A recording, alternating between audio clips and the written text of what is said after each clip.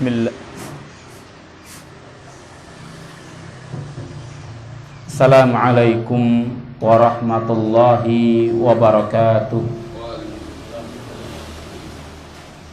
Innal hamdalillah nahmaduhu wa nasta'inuhu wa nastaghfiruh wa na'udzu billahi min syururi anfusina wa sayyiati a'malina. May yahdihillahu fala mudhillalah wa may yudlil fala hadiyalah.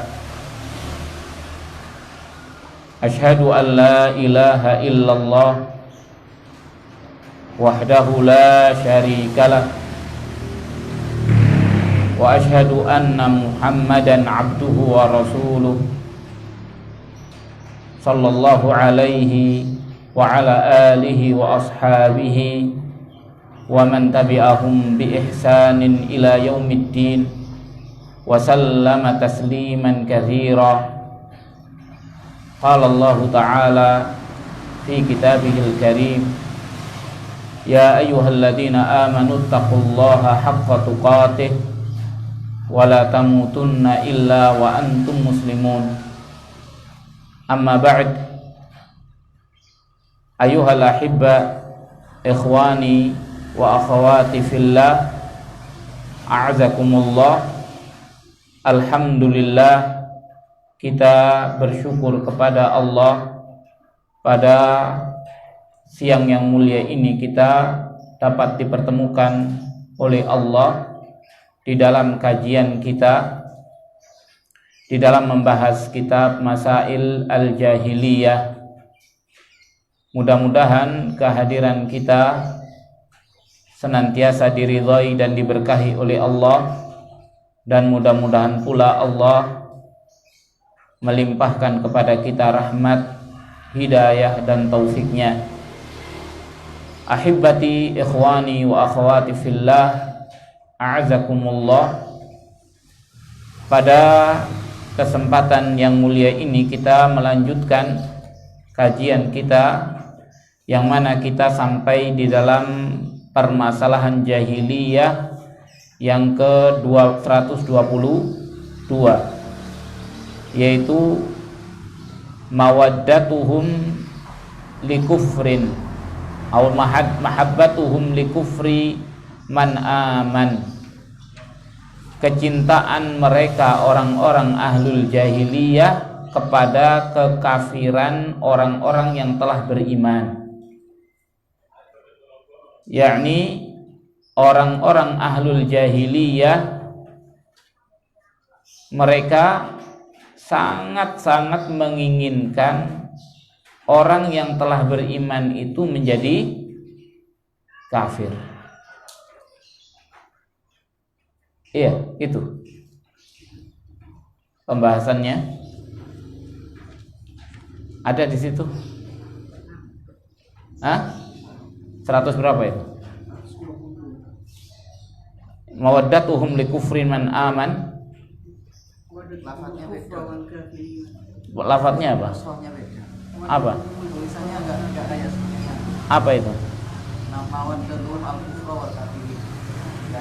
Mawaddatuhum al-kufra wal kafirin.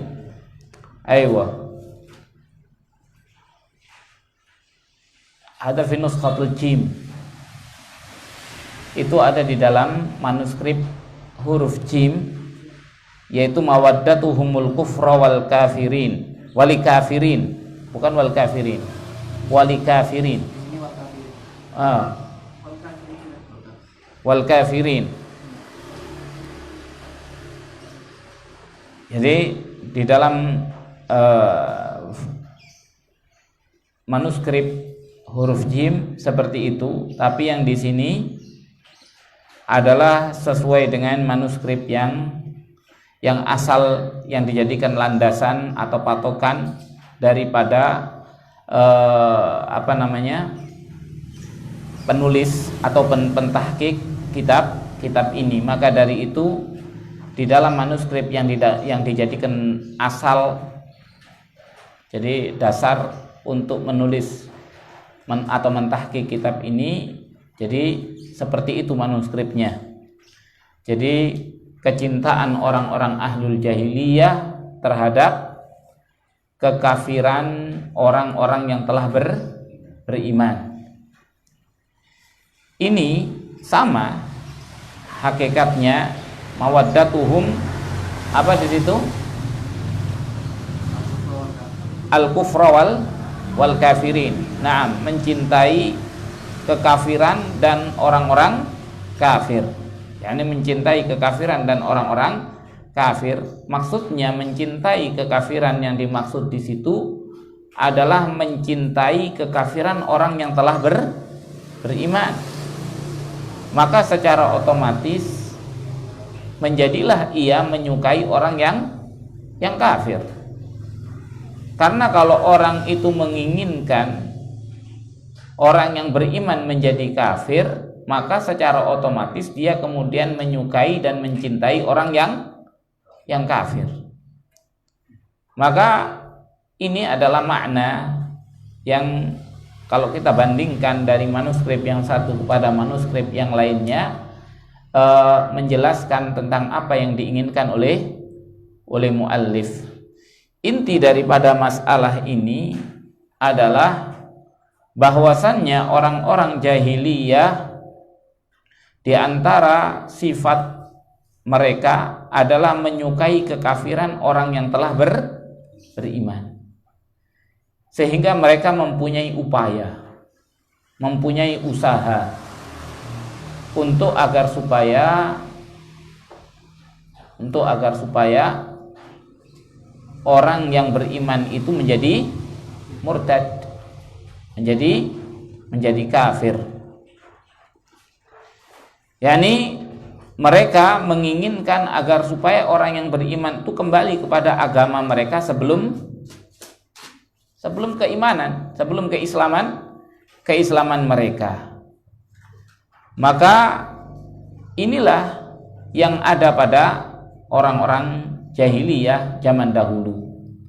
Adapun yang mendorong dan yang menyebabkan mereka memiliki perangai ini adalah hasad, kedengkian yang ada pada diri mereka terhadap orang-orang yang beriman. Dengki karena mereka tidak bisa mendapatkan seperti yang didapatkan oleh orang-orang yang beriman, seperti yang terjadi pada orang-orang ahlul kitab, Yahudi dan Nasrani. Maka dari itu Allah tabaraka wa ta'ala berfirman di dalam banyak ayat di dalam Al-Quranul Karim menceritakan tentang kecintaan mereka terhadap kekafiran orang-orang yang sudah beriman ini. Di antaranya adalah firman Allah tabaraka wa ta'ala yang ada di dalam surat Al-Baqarah ayat 109, wadda katsirun min ahlil kitabi law yaruddunakum min ba'di imanikum kuffaran hasadan min 'indi anfusihim min ba'di ma tabayyana lahumul haqq. Allah Subhanahu wa ta'ala berfirman, wadda katsirun. Wadda, ma makna wadda? Wud, ahabba, mencintai. Kebanyakan dari ahlul kitab, yakni orang-orang yang diturunkan kepada mereka Alkitab minal Yahudi wan Nasara,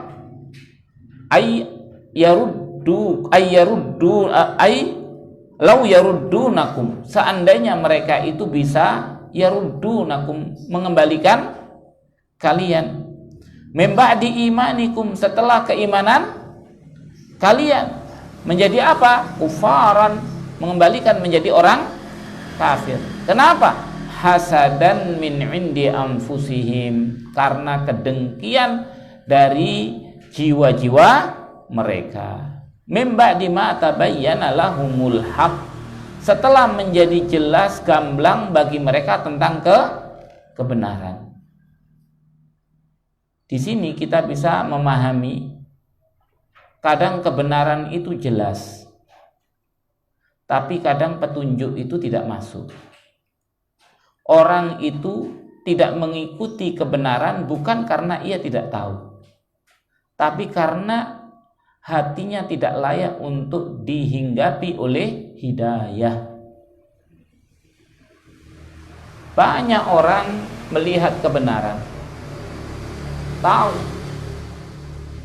tahu dengan jelas dan gamblang tentang kebenaran, tapi hidayah, penerimaan yang kemudian menjadikan ia mendapatkan taufik minallahi ta'ala, tidak. Makanya kita melihat orang-orang orientalis yang mempelajari tentang Islam, mereka mengetahui kebenaran Islam, mengetahui. Bahkan kalau kita beritanya, iblis tahu kebenaran apa tidak? Hah? Sangat tahu. Iblis sangat tahu tentang kebenaran. Tapi apakah ia mendapatkan hidayah? Tidak. Orang orientalis yang tahu tentang Islam, apakah ia tahu tentang kebenaran Islam? Tahu. Tapi apakah ia mendapatkan hidayah? Tidak. Maka dari itu hidayah minallah. Hidayah itu dari siapa? Dari Allah Subhanahu wa ta'ala.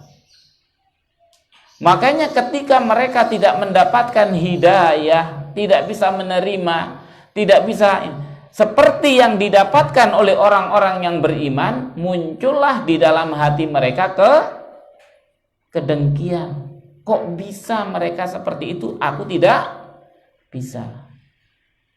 Sama seperti iblis. Bagaimana Adam bisa tunduk patuh kepada Allah, bagaimana malaikat bisa ini, kemudian mendapatkan apa yang didapatkan dari Allah Subhanahu wa ta'ala, tumbuhlah di dalam dirinya kedengkian. Kalau aku tidak dapat, tidak boleh siapapun dapat. Kalau aku tidak dapat, tidak boleh siapapun untuk dapatkan. Sama orang-orang Yahudi pun juga seperti makanya mereka berupaya untuk bagaimana orang yang sudah beriman kembali kepada kekafiran. Kembali kepada kekafiran. Dan Allah Tabaraka wa Ta'ala juga berfirman di dalam surat Ali Imran ayat 69, waddat ta'ifatun min ahlil kitab law yudillunakum wa ma yudilluna illa anfusahum wa ma yash'urun. Allah mengatakan waddat ta'ifah, yakni ahabbat, menyukai, mencintai sekelompok daripada orang-orang ahlul kitab, seandainya mereka bisa menyesatkan kalian.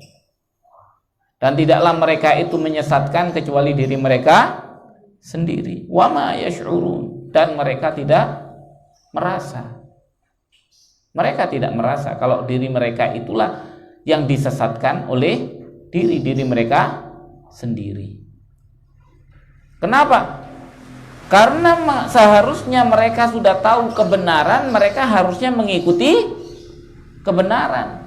Tapi mereka tidak mengikuti kebenaran, justru mempromosikan kesesatan dan menginginkan orang yang sudah beriman menjadi sesat, menjadi kafir. Wa ma yudilluna illa anfusahum wa ma yash'urun. Adapun orang yang beriman, seperti dikatakan oleh Allah, la yadurrukum man dhalla idza tadaitum. Alaikum anfusakum la yadurru man dhalla idza tadaitum.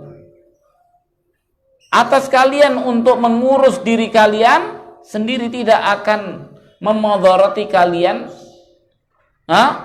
orang-orang yang sesat kalau kalian terberi petunjuk. Maka dari itu di sini kita harus berupaya untuk memperbaiki diri kita. Thariqul hidayah ini adalah semua orang bisa mengetahui, tapi menerima hidayah dan mendapatkan taufik itu tidak mungkin kecuali dari Allah Tabaraka wa ta'ala. Maka dari itu Allah mengatakan kepada nabinya, innaka la tahdi man ahbabta walakinallaha yahdi may yasha. Sesungguhnya Allah Subhanahu wa ta'ala, sesungguhnya engkau wahai Muhammad tidak bisa memberi petunjuk orang yang engkau cintai, akan tetapi Allah sajalah yang memberi petunjuk orang yang Allah kehendaki.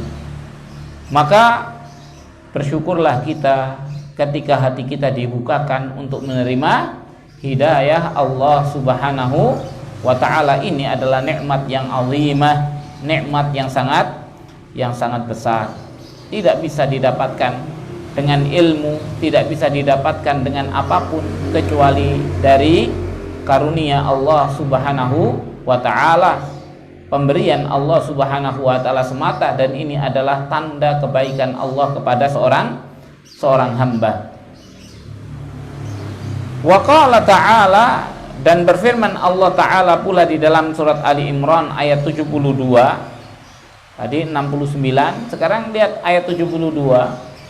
Allah mengatakan, wa qalat ta'ifatun min ahlil kitab aminu billadzi unzila 'alal ladzina amanu wajhan nahar waqfuru akhirahu la'allahum yarji'un.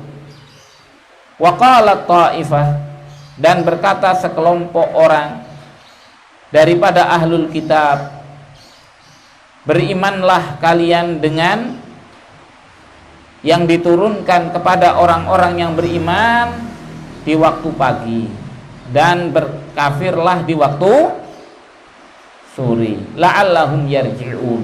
Ini trik yang dilakukan oleh orang ahlul kitab di dalam menjadikan orang kafir, sama seperti trik-trik yang dilakukan oleh orang-orang munafikin atau dilakukan oleh di mana saja.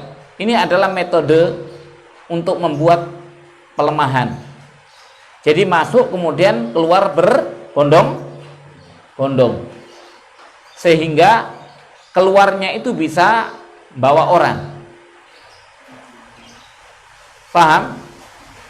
Jadi kalau ada lembaga besar, kita mau merusak, kita masuk, kemudian buat masalah, kemudian keluar secara besar-besaran dengan menarik orang. Ketika kita sudah bisa mempengaruhi orang-orang di dalam, kemudian kita keluar. Itu adalah metodologi untuk menjadikan orang murtad. Masuk Islam, aminu wajhan nahar, yakni waktu pagi berimanlah, kemudian waqfuru akhirahu, kafirlah di waktu sore,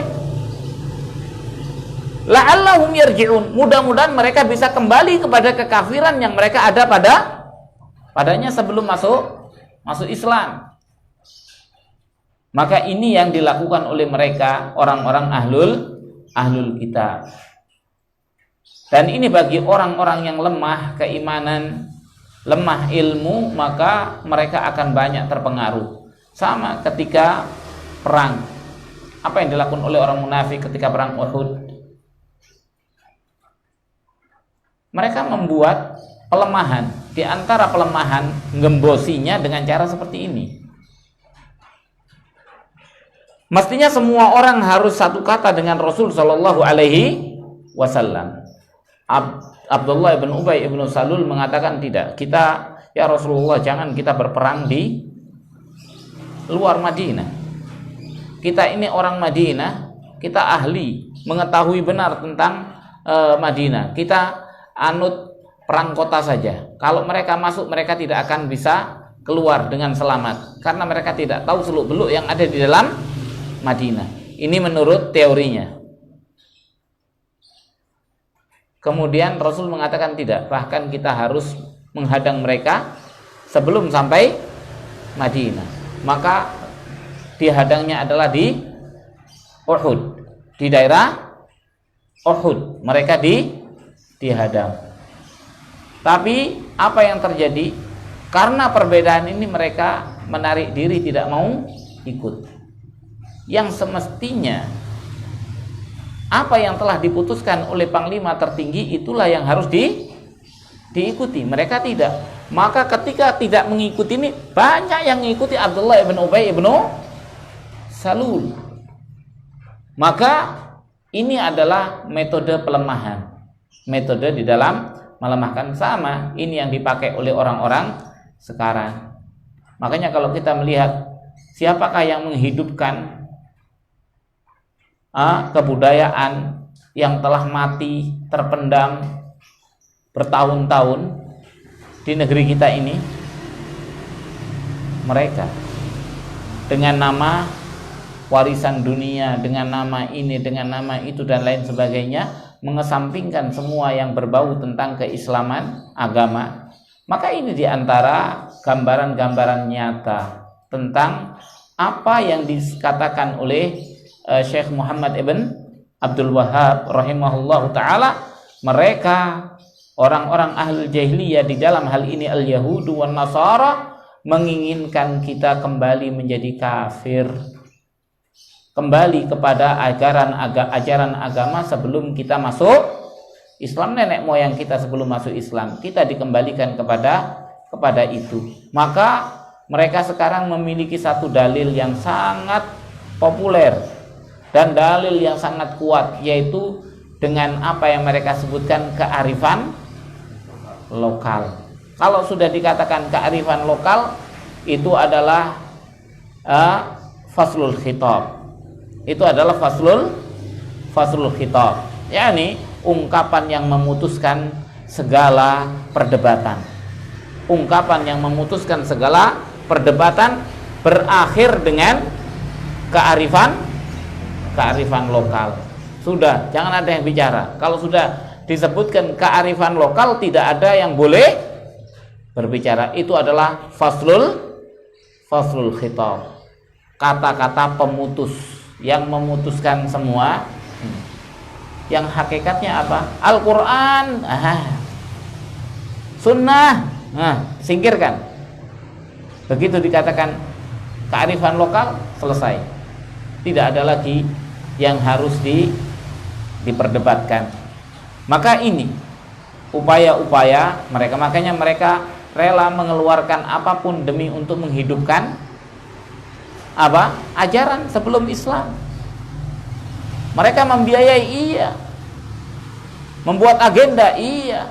Membuat festival, iya. Semua dibiayai. Kita dengan kebodohan kita menerima, seakan-akan kebanggaan kita tidak sadar kebanggaan kita telah dialihkan.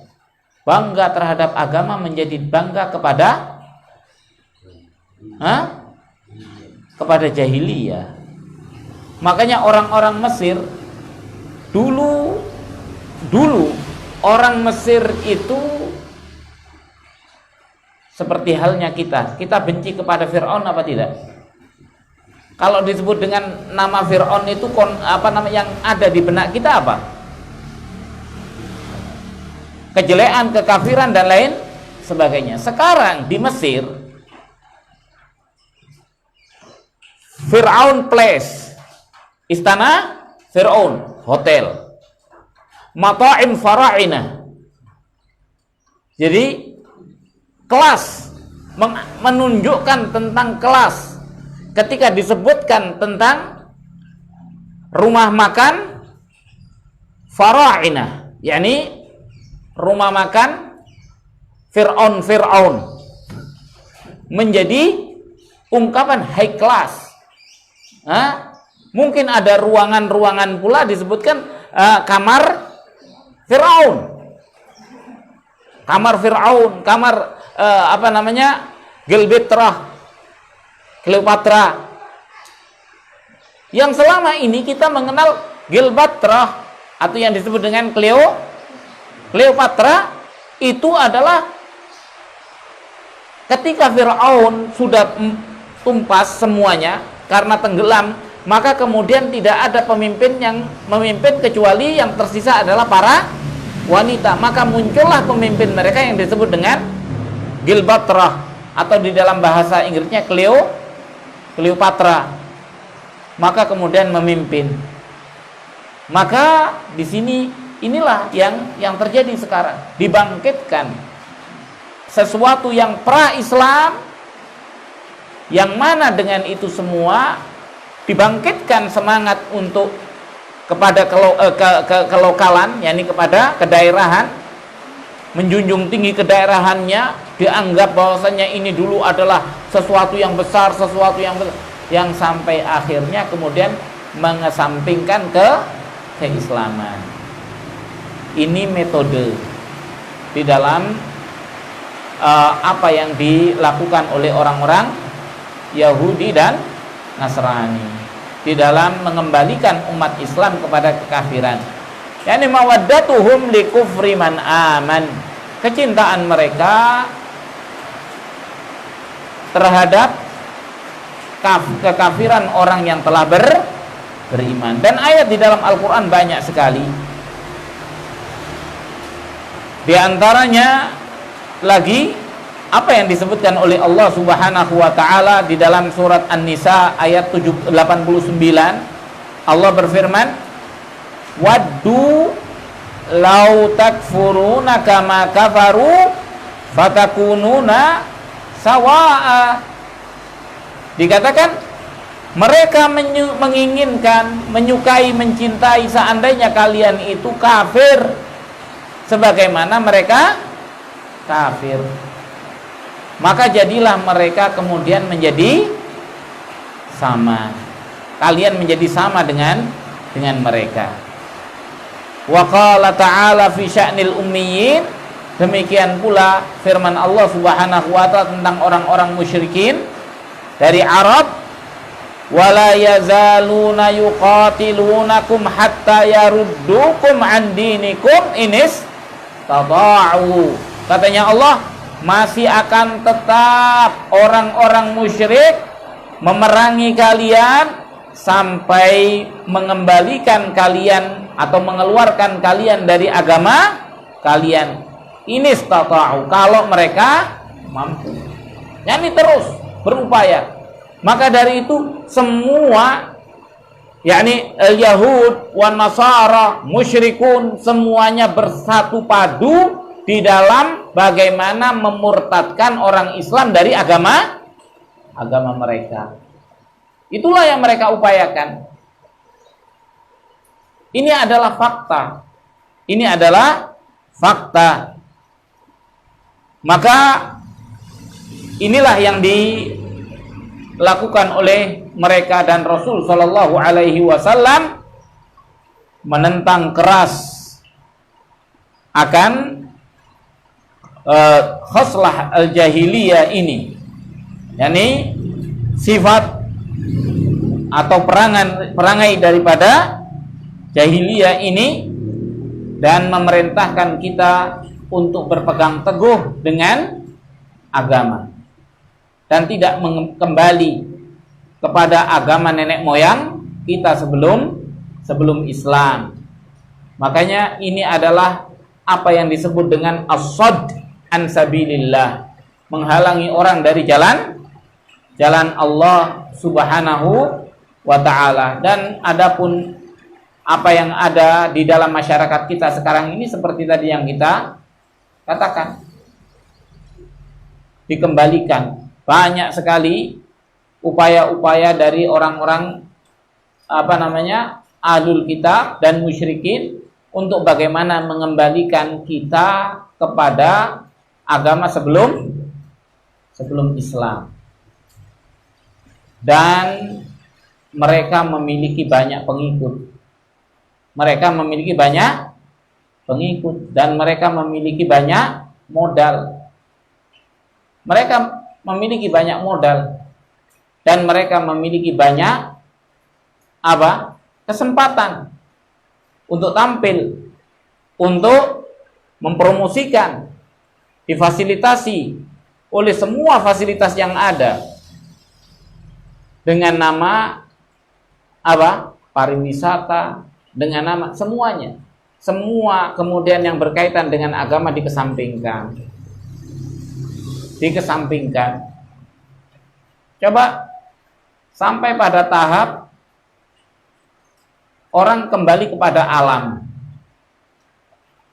Apa namanya? Back to nature. Ya. Hah? Apa itu? Orang tidak pakai baju.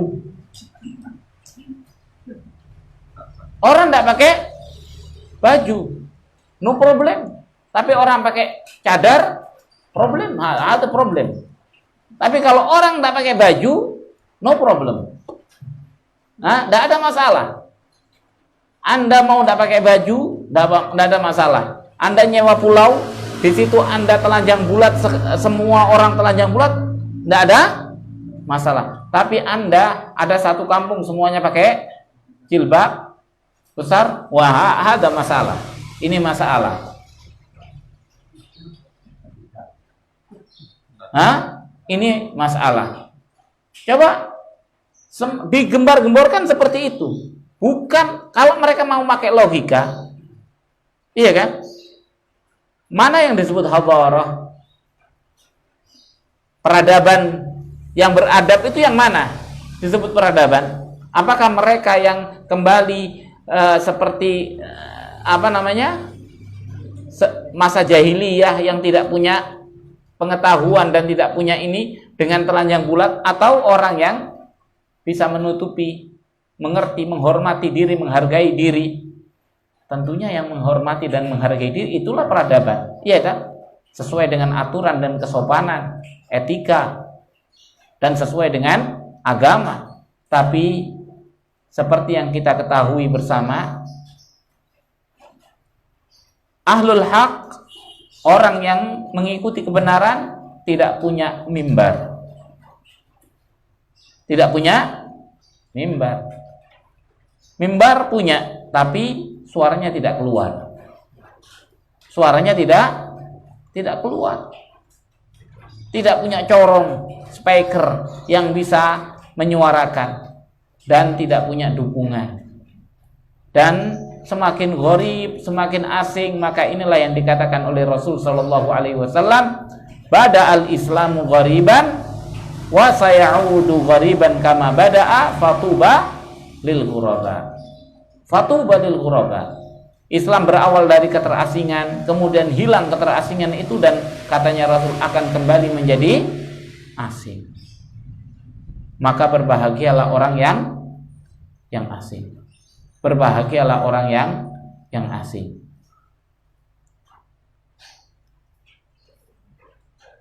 Jadi ini masalah jahiliyah yang ke 122. Kita masuk kepada masalah jahiliyah yang ke 123. Apa itu? Al-iyafah. Apa artinya iyafah? Iyafah itu adalah zajrut tayr wa tafa'ul bi asma'iha wa aswatiha wa mamarriha wal istidlal bidzalika 'ala al hawadits wal isti'lam bi wa isti'lam maghab. Yang dimaksud dengan iyafah itu adalah memaki-maki burung dan optimisme dengan nama-nama burung dan suaranya burung dan jalannya burung, dan berdalil dengan yang seperti itu atas kejadian-kejadian yang akan terjadi dan perkara-perkara untuk menyimak atau menyingkap perkara-perkara yang gaib. Dari apa? Dari burung. Ini orang jahiliyah dahulu kalau mau pergi, ini saya ini ragu, mau safar berdagang sekarang tahun ini mau berangkat ke Syam atau enggak ya? Kalau dagang kira-kira untung apa tidak? Masih ragu saya ini. Karena lihat situasi. Maka datanglah kepada burungnya. Burungnya dimaki-maki. "Hoi burung, kamu," diomeli burungnya. Kalau burungnya itu habis ngeliati dia, kemudian dia jalan ke kanan, berarti berangkat ini. Insyaallah khair. Insyaallah khair katanya. Khairan insyaallah. Kalau burungnya dimaki-maki jalan ke kiri, waduh, enggak, sudah. Ini isyarat berarti enggak boleh. Sama orang sekarang gurita ngeramal tentang juara dunia.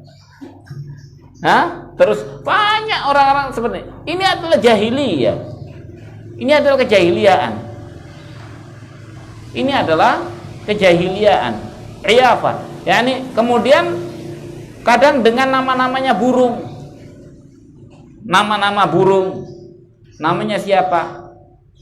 Kadang orang ini artinya bagian daripada tatoyur. Bagian dari apa? Tatoyur. Tiarah. Ini ada di dalam masyarakat jahiliyah terdahulu dan masih ada di dalam masyarakat kita sekarang ini. Tatayyur dengan suara-suara seperti halnya ketika orang di atas rumahnya ada gagak. Apa yang di ini kan? Aduh, ini adalah kejelekan. Tapi kalau di rumahnya ada burung perenjak, ada tamu, burung perenjak ngoceh terus. Mana ada burung perenjak tak ngoceh? Kita tanya, ada enggak burung perenjak tak ngoceh? Kecuali perenjak bisu. Namanya burung perenjak pasti rame. Namanya burung perenjak pasti rame. Seperti itu. Seperti halnya untuk mengetahui perkara-perkara yang gaib, yakni istidlal bidzalika al-hawadits wasti'lam maghab, untuk mengetahui perkara yang gaib. Maka ini semua banyak dahulu kala terjadi di masa jahiliyah. Dikatakan dahulu di masa jahiliyah yang terkenal itu adalah seperti ini, Bani Asad dan Bani Lahab. Mereka banyak di dalam syair-syair mereka. Adapun Nabi sallallahu alaihi wasallam, maka Nabi sallallahu alaihi wasallam mengatakan bahwasannya, katanya Rasul, al-iyafah wa turuq wa tiyarah minal jibt. Iyafah, turuq dan tiarah itu bagian daripada jibt, kekafiran, syirikan. Maka ini nanti kita akan bahas tentang setelah iyafah adalah turuq dan at-tiyarah. Kita akan bahas. Jadi dahulu dikatakan ada seorang laki-laki yang sangat ahlul adab, ahlu syair, sangat terpengaruh dengan orang-orang, dengan nasib buruk dan nasib jelek. Sampai dikatakan waktu itu khalifah memanggilnya.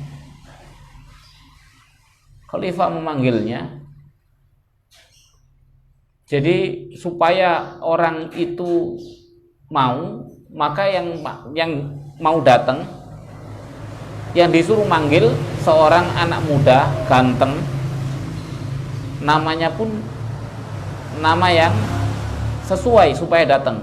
Iqbal. Namanya siapa? Iqbal. Apa artinya Iqbal? Menghadap.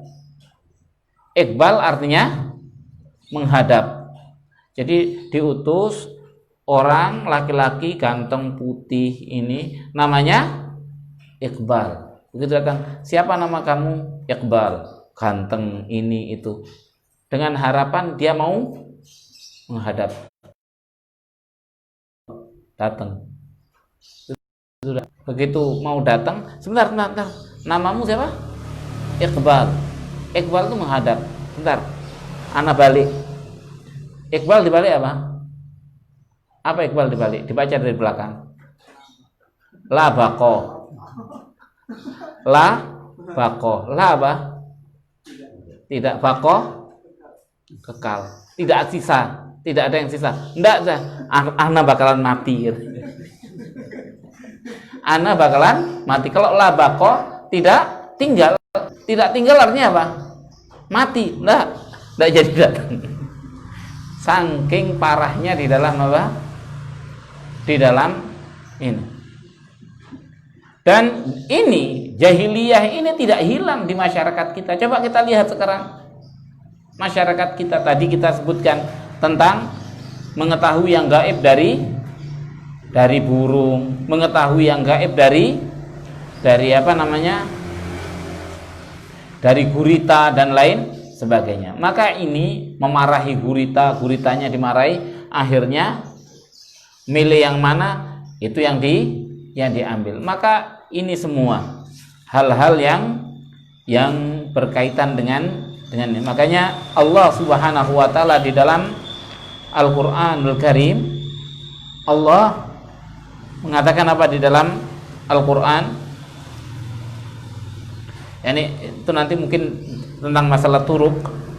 Jadi al-iyafah seperti itu. Al-iyafah yaitu memaki-maki binatang. Kemudian binatang itu kemana arahnya, maka diyakini dengan keyakinan tersendiri. Kalau ke kanan dia baik, kalau ke kiri berarti buruk. Kemudian suaranya, ketika dia suaranya lancar, maka berarti iya. Kalau suaranya tersedak-sedak binatangnya, berarti jangan. Maka semua hal yang berkaitan dengan ini itu dianggap pertanda. Orang nabrak kucing, sial. Padahal kalau dia tidak tahu nabrak kucing, ya tidak sial-sial. Tapi begitu dia nabrak kucing dan dia tahu, dia sendiri sudah merasa dirinya sial. Akhirnya sial beneran. Maka ini hal yang berkaitan dengan masalah ini. Makanya Rasul Shallallahu Alaihi Wasallam mengatakan, katanya,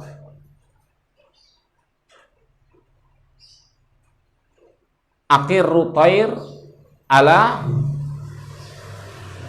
makanatiha. Katanya Rasul, aqirru at-thair ala makanatiha. Biarkan burung itu sesuai dengan kedudukannya. Burung itu sebagai apa? Ini menunjukkan bahwasanya burung itu la tanfa wala tadur. Dia tidak bisa memberikan manfaat atau memberikan madarat. Dari mana kejadian alam ditentukan oleh kejadian ditentukan oleh sikapnya burung. Hanya orang-orang yang bodoh. Makanya mereka adalah orang-orang ahlul jahiliyah.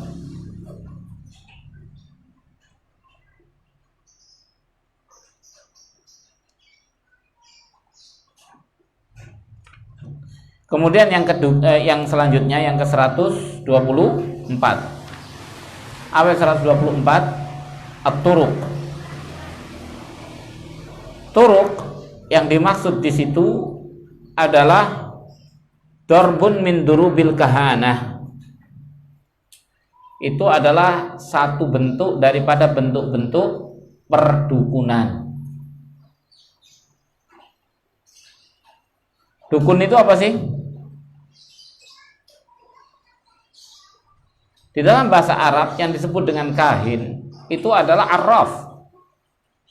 Kahin itu apa? Arraf. Kalau di kita dukun itu tukang sihir. Walaupun profesi dukun dan tukang sihir itu biasanya menyatu, yang satu dengan yang lainnya. Tapi yang dimaksud dengan kahanah itu adalah berkaitan dengan apa? Dengan ilmu ghaib. Makanya ini at-turuq itu darbun min durubil kahanah, yakni satu bentuk daripada bentuk perdukunan di dalam orang itu ingin mengetahui perkara yang gaib. Makanya dikatakan allati kana al-arab yatawassaluna bi za'mihim biha ila ma'rifatil mughayyabat.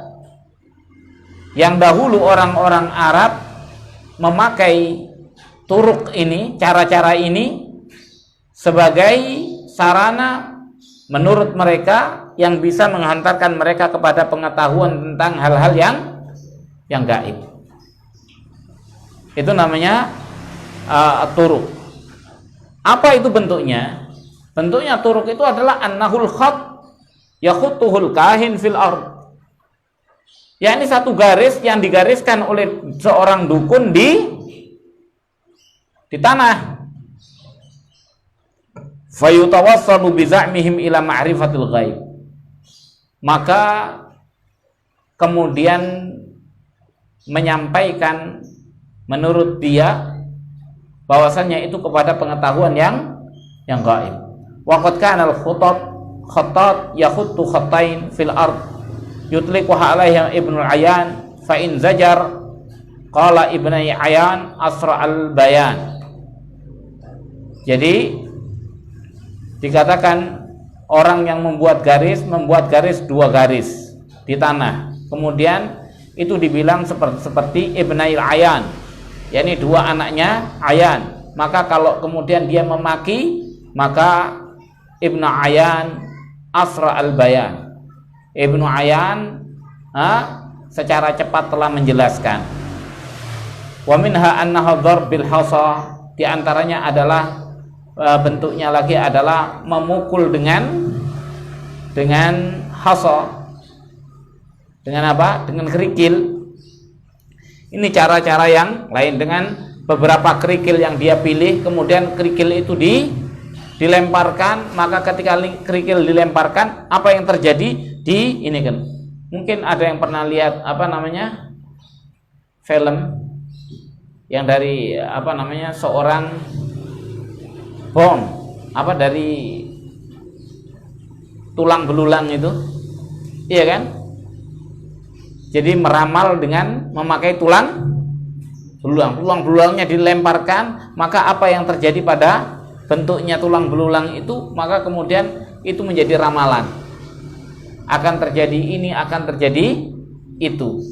Maka ini diantara bentuk-bentuk turuk. Termasuk di dalam turuk ini adalah apa yang disebutkan oleh Allah di dalam Al-Quran, istiqsamu bil azlam.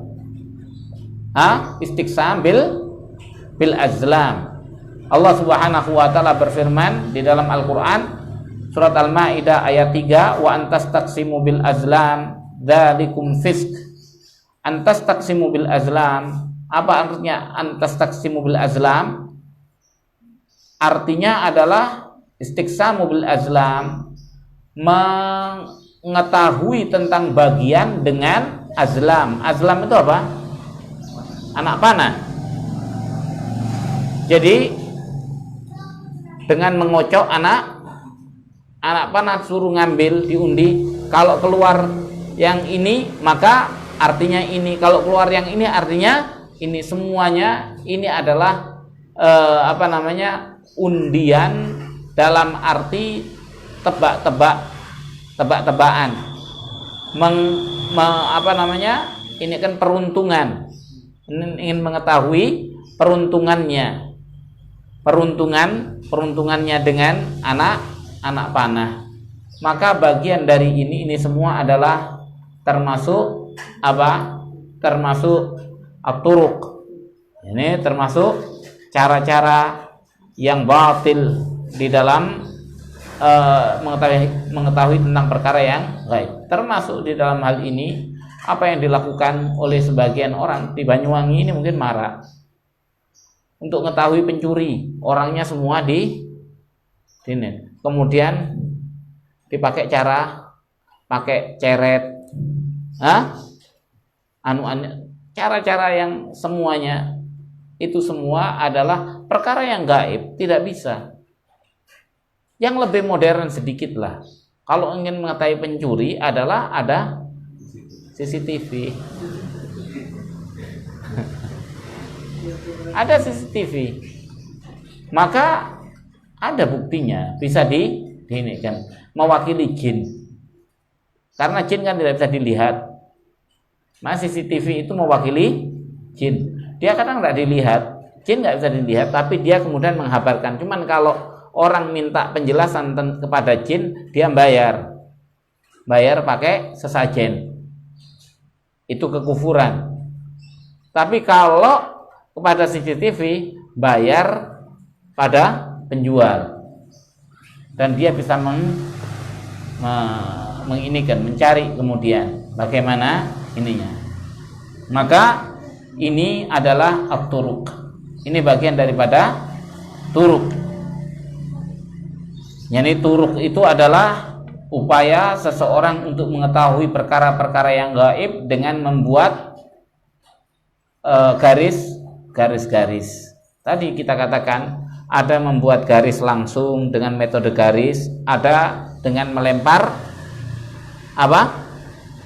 melempar tulang, ada melempar batu, kerikil, kemudian dari kerikil-kerikil itu dia rangkai menjadi garis-garis, kemudian membentuk apa garis itu, maka kemudian diterjemahkan, diterjemahkan, ini maksudnya ini maksudnya ini maksudnya itu. Maka ini adalah ilmu perdukunan, termasuk sekarang ini dengan kartu apa? Tarot. Orang disuruh milih, ngambil, serem, nasib inti tidak bagus. Kemudian wanita cantik muncul, sama apapun diberikan untuk sarana seperti itu, maka itu termasuk bagian daripada perdukunan. Itu perdukunan. Berapa banyak orang mempergunakan Al-Quran sebagai mantra? Allah tidak menurunkan Al-Quran sebagai mantra untuk hal-hal yang seperti itu. Summum bukmun umyum fahum la yarji'un. Ketika ada polisinya langsung tidak bisa ngomong. Yuk, silakan. Kena mantra summum bukmun umyun fahum la yarji'un. Padahal itu sifatnya sifat orang kafir. Atau baca Yasin, yang di dalam surat Yasin itu, min baini aydihim wa ja'alna min baini aydihim saddan wa min khalfihim saddan. Maka kemudian itu disalahgunakan. Ini salah penempatan, bukan? Salah penempatan. Al-Quran diturunkan bukan untuk perkara-perkara yang gini, bukan dijadikan mantra-mantra seperti itu. Maka ini hal-hal yang tidak benar. Hal-hal yang tidak benar. Adapun ruqyah syar'iyah, maka itu sesuatu yang tidak masalah. Ruqyah syar'iyah ada tuntunannya. Tapi untuk dijadikan mantra-mantra seperti ini, maka ini sesuatu yang tidak ada tuntunan dari Allah dan dari Rasulnya Sallallahu Alaihi Wasallam. Kemudian ini istiqsamu bil azlam, seperti yang kita katakan, banyak sekali, termasuk meramal garis tangan. Apa hubungannya garis tangan dengan nasib? Apa hubungannya? Padahal orang sebelum diramal dia hidupnya enak, begitu habis diramal jadi tidak enak. Kenapa? Sesungguhnya bukan karena ini, tapi karena doktrin yang sudah masuk di dalam otaknya. Anda tidak bagus, Anda ini, Anda, sehingga semuanya menjadi sama. Seperti orang mimpi. Orang mimpi. Ketika orang itu mimpi, datang kepada tukang mimpi, ketika ditakwilkan mimpinya baik, apa yang terjadi? Ceria. Tapi ketika mimpinya ditakwilkan jelek, kadang mengungkap takwil mimpi itu pun juga ada metode. Bisa menyenangkan, bisa menjadikan tidak senang, walaupun sama isinya. Coba disebutkan ada seorang laki-laki, katanya Ibnu Sirin, ada seorang laki-laki mimpi, datanglah kepada seseorang yang biasa mentakwilkan mimpi. Kemudian orang itu menjelaskan tentang mimpinya. Katanya, arti daripada mimpimu, satu persatu dari saudara-saudaramu akan meninggalkan engkau, dan jadilah engkau orang yang sendiri. Engkau menjadi hidup sebatang kara karena engkau ditinggalkan oleh saudaramu satu per satu. Nangislah orang ini, menangis. Kenapa sedih? Kenapa? Karena dia harus ditinggal seorang diri. Semua saudaranya meninggal. Jalanlah dia dalam keadaan sedih dan terlihat habis menangis. Maka ketemu sama Ibnu Sirin. Ibnu Sirin mengatakan, ada apa dengan dirimu? Kenapa kamu? Aku mimpi, dan aku ceritakan kepada ahli takwil mimpi. Dia apa yang dikatakan? Yang dikatakan seperti ini. Yang seperti yang tadi diceritakan. Enggak seperti itu. Tidak seperti itu. Terus takwilnya bagaimana? Takwilnya justru begini. Di antara saudaramu semua, yang paling panjang umurnya adalah kamu.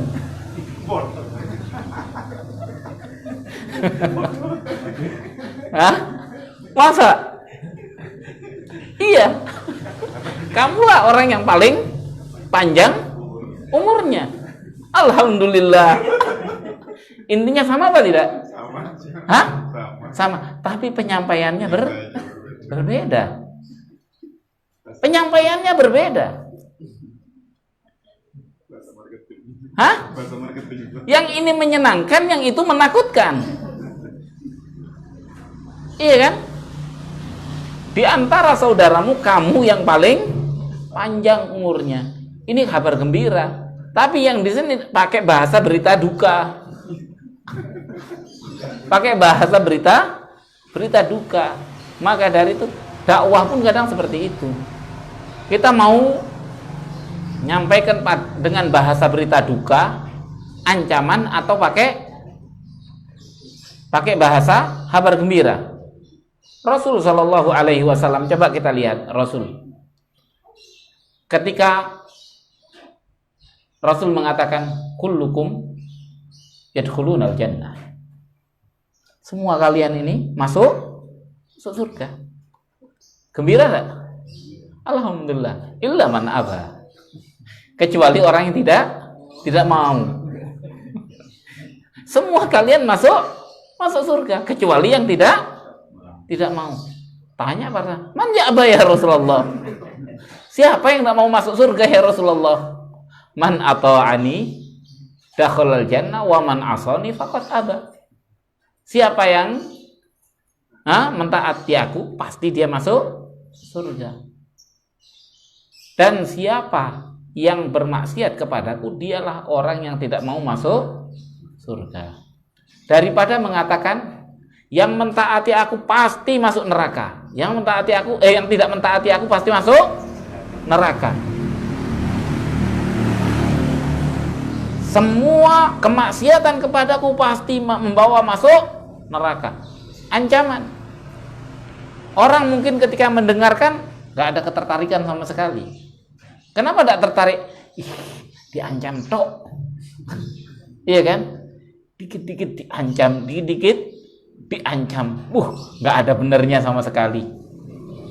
Tapi ketika disampaikan dengan bahasa kullukum yadkhulunal jannah, semua kalian masuk surga. Ada istibsyar. Ada sesuatu yang menggembirakan. Harapan untuk baik. Tumbuh semangat. Kemudian illa man aba, kecuali yang menolak. Man ya'ba ya Rasulullah? Siapa yang nolak masuk surga itu ya Rasulullah? Man ata'ani dakhalal jannah wa man asani faqad aba. Maka seperti itulah. Seperti itulah. Syahidnya di sini bahwasannya yang kita bahas tadi adalah tentang masalah at-turuq. Di antara turuk itu tadi segala upaya yang menghantarkan seseorang untuk mengetahui perkara-perkara yang gaib dengan melalui garis.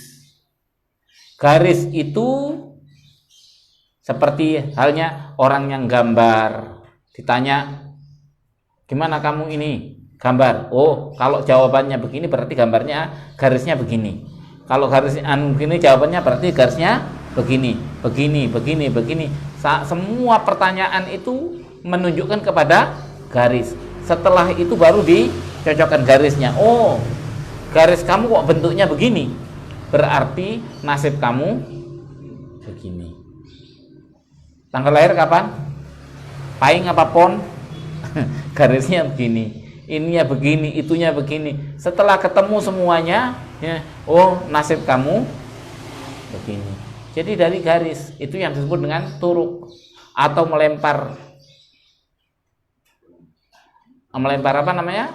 Tadi kerikilnya misalnya kerikilnya sudah ada nomornya, kemudian diurut 1, 2, 3, 4, 5, 6, 7 bentuk apa, kemudian cocokkan. Oh ini kayaknya bentuk ini, maka artinya adalah ini, atau tulang, atau apa namanya, garis tangan, semua yang berkaitan dengan garis itu disebut dengan turuk. Dan ini masih banyak di masyarakat kita. Kemudian yang selanjutnya adalah at-tiyarah. Apa tiyarah? Tiyarah itu dari perkara-perkara yang terbang, yang dikatakan maksudnya adalah at-tasya'um bit-thair. Apa at-tasya'um bit-thair? Tasya'um itu beranggapan nasib sial dikarenakan sebab burung. Dikarenakan sebab burung atau sesuatu yang terbang. Orang Banyuwangi biasanya ono kupu, ada kupu di rumah, mau ada tamu, kejatuhan cecek, sial, ya sialnya jatuh dan cecek itu sial. Ada burung gagak hinggap di rumah, katanya akan ada yang meninggal di rumah itu.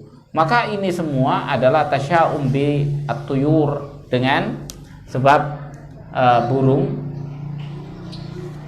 Maka itu perkara-perkara yang masuk di dalam kategori tiyarah.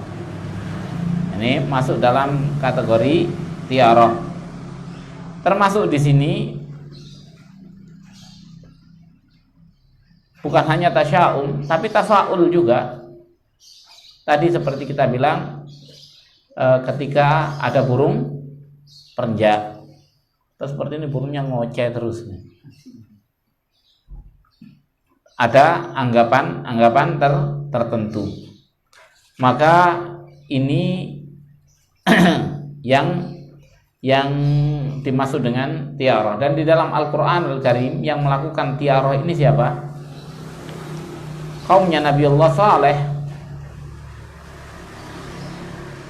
Kaumnya Nabiullah Saleh alaihi salam.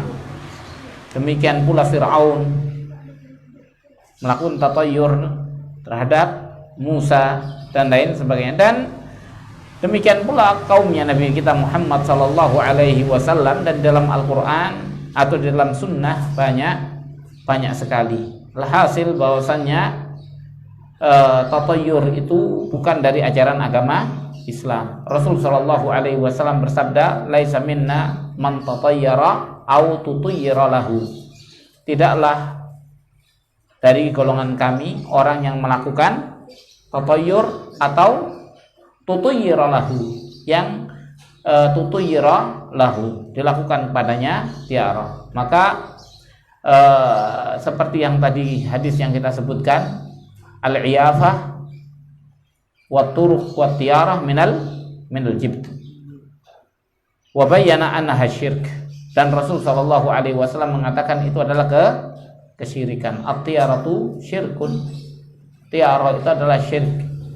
yakni seakan-akan apa yang dilakukan oleh burung itu membuat kejadian, iya kan? Diyakini dia bisa membuat kejadian, maka ini adalah kesyirikan. Syirik di dalam apa? Syirik di dalam rububiyah. Syirik di dalam rububiyah. Demikian pula sekarang ini orang hanya melihat pada tampilan orang, kemudian dia bisa meramalkan ini kayaknya begini, kayaknya begini dan begitu. Tidak bisa. Kadang rezeki tidak bisa diramal dengan bentuk mukanya orang. Ini hidungnya begini, hidung begini itu biasanya rezekinya susah.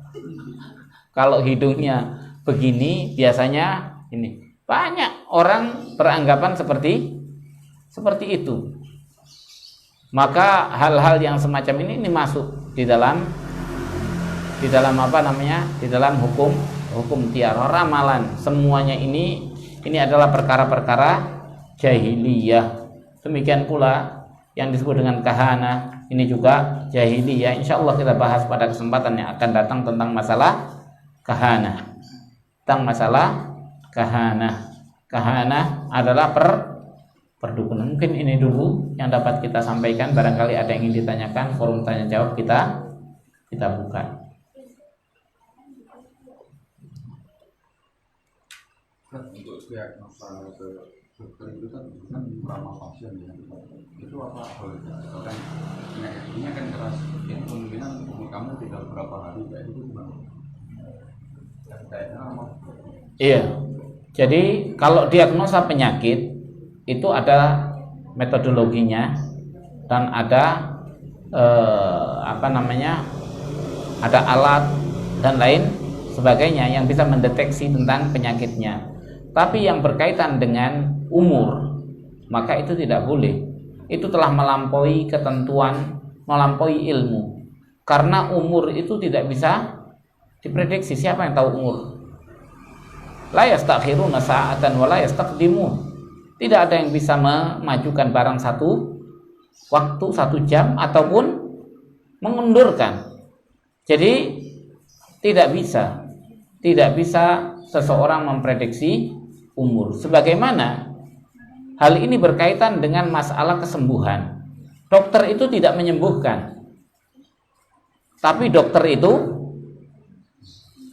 berupaya untuk memberikan obat. Tapi yang menyembuhkan siapa? Allah. Yang menyembuhkan Allah. Allah yang menyembuhkan. Jangan seperti orang Madura. Orang Madura datang ke dokter, dia bilang katanya enak sampean jadi dokter itu. Yang nyembuhkan Gusti Allah, yang nerima bayarannya sampean.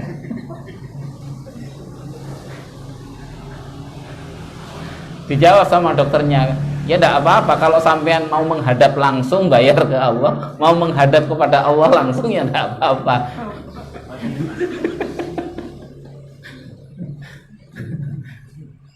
Jadi ya menyembuhkan itu Allah, iya kan? Jangan melampaui batas dan mengatakan dokter menyembuhkan.